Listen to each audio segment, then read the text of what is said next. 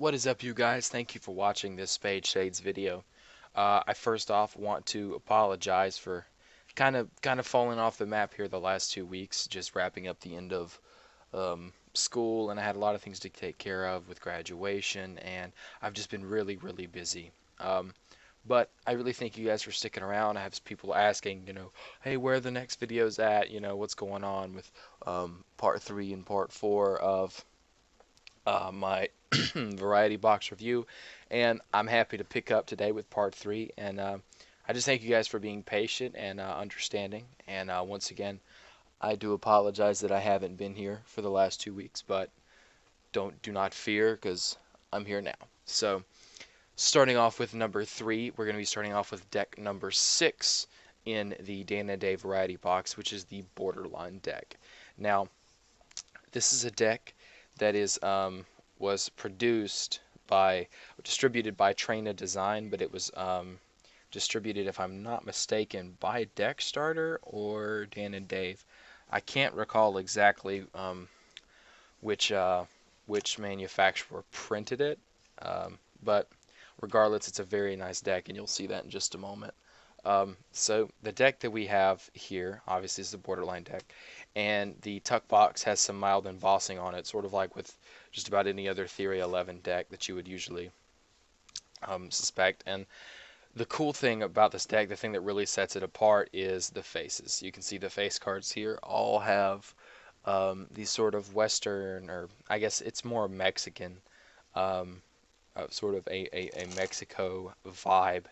And they have like Joker here you have, and it has each face card has the same word, the Spanish translation of it as well. So you can see here, that's really what sets this deck apart. It's a big design feature. Every card has that. 3 has tres on the other side, 8, ocho on the other side, cuatro, siete, cinco. You can see all of that here. So now the cards themselves, the backs, instead of being white, are an aged paper, sort of a yellowish tan color, sort of like it's been out in the sun for quite a while. So it's really nice, but it's one of those things that I'm not really crazy about because the patterns are different. When they do it that way, the patterns are not all the same, and that's something that I'm a little weird with, is having all the cards have the same pattern. But you get an advertisement card, Train a Design, and a double backer, and then you saw your 2 jokers earlier. So that is the Borderline deck. You can see your back design here. It's a very nice back design. It's a really deep brown with this gold and eagle, and this is good luck on either side. So really sort of gives you a Mexican gambler's deck type thing. So really a really nice deck overall. For design, I'm gonna give it I'll give it, say, a 4.6 or a 4.7 in design, because they did go really far with it. Everything is custom. It's entirely custom. But I'm just not a huge fan of the difference in the background of the cards, how some of them look different than the others as far as this tanned effect that they put on it. But it was a really nice touch. They did try to do a lot with this deck. So I'll give design a 4.6. And for handling, I'm also going to give it a 4.6, simply because it actually, I don't know, handling, I'll give it a 4.8 because it does handle fairly well. You can do some pretty neat stuff with it. I won't go into many flourishes though, because I haven't even really picked up a deck of cards in the last 2 weeks, just because I've been so busy. So there's the Borderline deck, a really nice deck, and I'm sure judging from this you can see why it falls into number 6. So we'll move right along here to a Dan and Dave deck, the Vintage Plaid California Blue deck. Now, design wise, this deck is not, I mean, it's not like, crazy design or anything. You can see the Ace of Spades is very plain, and the face cards, all the same deal here, plain, standard, okay? And with it, you get 2 advertisement cards. We get an advertisement card that has a drink recipe on it. You get one that's a double-sided and it has a crossword puzzle on either side. I'm not really sure why. And then you get the 2 jokers, which are the 2 bucks there's an Ace of Spades reveal in one of the Jokers, so that's a really nice touch. So design is not the reason this deck places so high. As far as design, I'm going to give it a 4.6, just like the Borderline deck. And the only reason I would give it such a high design is because I'm a huge fan of borderless backs and Plaid. So this deck being placed so high sort of comes down to more of a personal taste. Um, but it is a really nice deck, and it gives a really, really nice effect when fanned. It's a gorgeous looking deck. I mean, truth be told, the vintage, the Plaid. Oh snap! Sorry. The um, the Plaid on the deck and it being borderless, full bleed, just really makes it look good. And it's a really nice deck, really classy deck to hold. This is a deck that I would probably play poker with or something like that with friends. Um, but what makes it play so high is handling. Like I said, this is a Dan and Dave deck, so the handling on the deck is absolutely fantastic. It's printed on a really, just a perfect cardstock, and the finish is really great, and it holds up really, really well to springs and stuff like that. So I'm going to give handling on this deck a 5, okay? Just simply because it handles so, so well. So that's pretty much all there is to the vintage Plaid deck. So we'll go ahead and move right along here to deck number 4.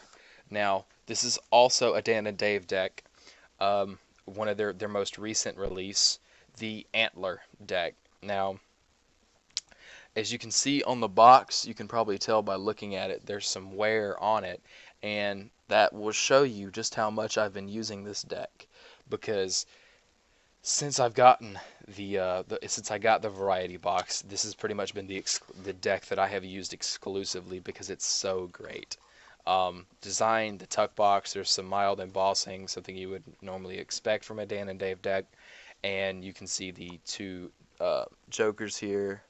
They have a color reveal. I'll hold it up close to the camera. You can see that, a color reveal, and you can see your Ace of Spades here, a really grand Ace of Spades. And just about everything else is normal except for the face cards. They use the old 20th century, I believe this is early 20th century face cards, but these are the ones that are, these face cards are no longer used on your standard bicycle decks or whatever, so the faces are different. And it's got this green and maroon feel with the gold in there just to really match the feel of the deck and the back design. And you can see the back design there. Really, really stunning deck. Design, I'm going to give a 4.8 out of 5 because I feel like they could have done a little bit more with pips or something. Like, I would rather see the black pips as a green color, sort of a dark green to match this, or something like that. Or maybe see them a bit custom. Maybe each spade be antlers or something like that. I mean, I see potential here to do something else, but because they already did so much with recoloring the red cards to be this dark maroon and the back design here, along with the Ace of Spades and the Jokers, just a really, really, really good deck. And you can see fans look really good with it. And it's a Dan and Dave deck, so handling is obviously going to be superb. So handling on this one, I will also give a 4.8. Because it just handles really, really well. The only reason it gets a 4.8 as opposed to a 5 is the stock is a little, just a smidge of a bit too thick for me. I prefer them just a tiny bit thinner, just with a little bit more give into them. So had this been printed on the same stock as the vintage deck, I feel like it would have been a perfect 5. As a matter of fact, it probably would have been so good I couldn't have rated it fairly.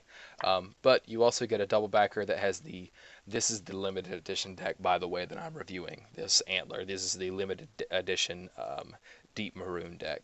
So you get a double backer that has the limited edition deck, and then it has the regular edition side as well. So that can add a really nice effect, and a blank card, which is always great for Magic. So Dan and Dave, even though they are known, I think more well known as cardists, they're also very active magicians and sleight of hand artists. Their book, If an Octopus Could Palm, is just a fantastic book on card palms, and there's some really great palms in there. So they always try to look out for magicians as well with their decks, along as you can see with the double backers and blank cards and stuff like that. So this is deck number 4, the Antler deck, and all in all, these 3 decks here are just really fantastic. And once again, thank you guys so much for being patient with me as I'm coming out with these new videos. And the good news is this sort of thing probably isn't going to happen again, because now I'm done with school. I've got a huge amount of time set aside, and I'm dedicating more time to YouTube and to my Twitch channel. If you want to check out my Twitch channel, I usually try to stream 2 or 3 times a week. I'll leave a link in the description to it. So thank you guys. See you next time.